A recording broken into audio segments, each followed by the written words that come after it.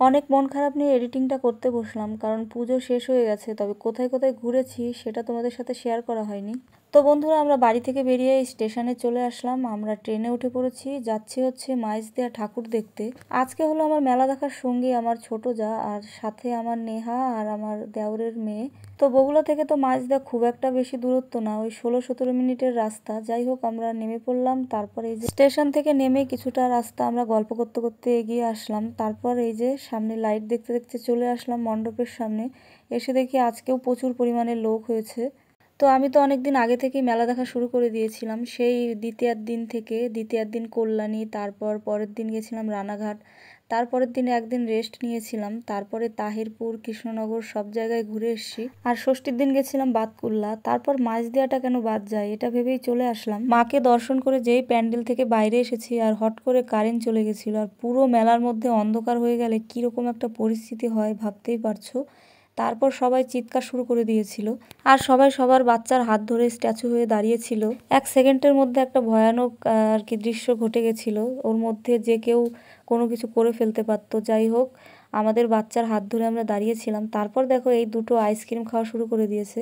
তোমরা কি কোনোদিন এভাবে আইসক্রিম খেয়েছো? যদি না খেয়ে থাকো, এদের দেখে শিখে নাও কিভাবে খেতে হয়। যাই হোক, ওখান থেকে আমরা ঠাকুর দেখে সোজা টোটো ধরে ডাইরেক্ট চলে আসলাম এই মণ্ডপটার সামনে। এখানে এসে দেখি শিবলিঙ্গের প্যান্ডেল করেছে, আর এই যে দেখো মায়ের মুখটা। তো তারপর আমরা এখান থেকে ঠাকুর দেখে আবার সামনের দিকে যাচ্ছিলাম, হট করে আমাদের টোটো স্টপ করে দিল। তারপর আমরা চলে গেলাম আবার নাগেরহাটের দিকে। আর পুরোটা রাস্তা এরকম সুন্দর লাইটিং দিয়ে সাজিয়েছিল।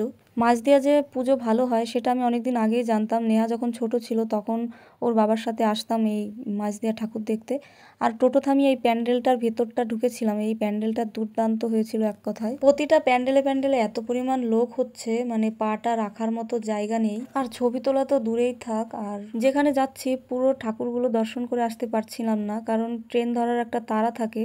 আর পায়ে হেঁটে কতই বা ঘোরা যায়। তো কিছুদিন ধরে তো প্রচুর হাঁটাহাঁটি হয়েছে, আর শরীরের একটা ক্লান্তি। আর পরের দিন হচ্ছে সকালে উঠে সকালের কাজকর্ম সেরে রান্নাবান্না করে জিম করে এসে কিছুটা সময় রেস্ট করে তারপর আবার চলে আসি বিকেলবেলা ঠাকুর দেখতে। যাই হোক, আমরা এই যে চলে এসেছি তারাপীঠের মন্দিরে। এখানে এসে এই যে বামদেবের দর্শন করলাম। তারপর এই যে ভেতরে চলে গেলাম। আর এখানে দেখো একটা ক্ষীর নদী করেছিল। আর এখানে পুরো মায়ের মূর্তিটা একদম সেম টু সেম করেছিল। আর এই যে মায়ের চরণের দর্শন। তারপর এই যে এখানে করেছিল তারাপীঠের মহাশ্মশান। আর এখানে আর কি মরা পোড়াতে আসলে মানুষ যা যা করে সেম সেম সব কিছুই হচ্ছিল। তারপর এখান থেকে বেরিয়ে সোজা চলে আসলাম ভেতরের দিকে। একটা ভূতের প্যান্ডেল করেছিল সেটা দেখতে।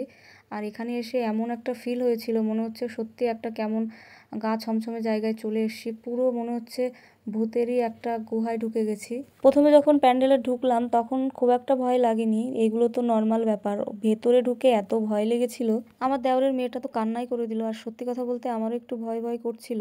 প্রথমে দেখলাম তারাপীঠের শ্মশান, আর এই যে ভূতের গুহা, মানে কেমনই যেন লাগছিল গাটা।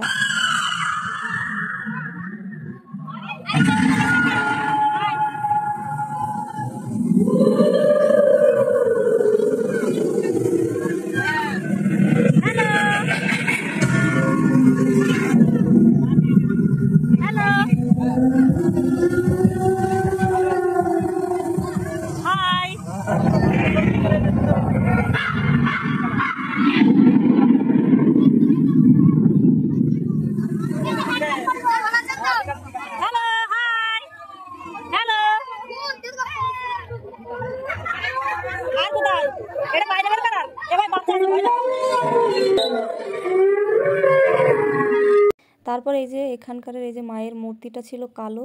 যাই হোক, ওখান থেকে বেরিয়ে এই যে এখানে আবার দক্ষিণেশ্বর করেছিল, এটা আর দেখতে পারলাম না। আর এটা হচ্ছে স্টেশনের পাশেই। আর এই কাকা দেখো মনের সুখে টনিক খেয়ে শুয়ে আছে, হয়তো কাকিমা বাড়ি থেকে তাড়িয়ে দিয়েছে। যাই হোক, ফাঁকা ট্রেন পেয়ে আমি একটু কাউতালি করে নিলাম। অনেকদিন পর মনে হলো আমি আবার সেই ছোট হয়ে গেছি। যাই হোক, এই দেখো এই মেয়ে দুটো আবার ট্রেনের মধ্যে খেলতে শুরু করে দিয়েছে। এদের আর বাড়ি ফেরার টেনশন নেই। যাই হোক, আমরা এখন নেমে যাব। বাড়ি ফিরতে ফিরতে আমাদের খাওয়া দাওয়া করতে করতে রাত 12:30 বেজে গেছিল। তারপর সকালবেলা ঘুম ভাঙতে ভাঙতে প্রায় 10:30টার কাছাকাছি। তারপর সকালবেলা ঘুম থেকে উঠে এই যে অঞ্জলি দিতে চলে আসলাম আমাদের বাড়ির সামনে আমাদের পাড়ার প্যান্ডেলটাই। আর একটু প্রসাদ নিয়ে উপোস ভাঙবো, তার জন্য অনেকটা সময় বসেছিলাম এখানে।